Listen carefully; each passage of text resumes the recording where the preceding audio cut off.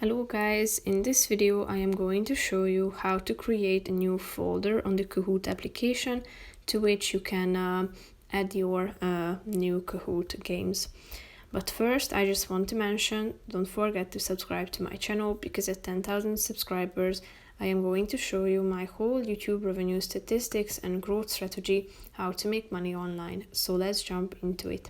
First of all, open the application on your phone. Tap on the library button down below, which is the last option. Click on Kahoots. Tap on My Kahoots. And then tap on the plus icon in the upper right corner of the screen. Then you should tap on the first option, New Kahoot, New Folder. Delete it and type in the name of your folder and tap on the button Create. Now your new folder has been created. So if you want to add anything to it, tap on the plus icon and tap on New Kahoot. So here if you create a new Kahoot, then it will be saved to this folder automatically.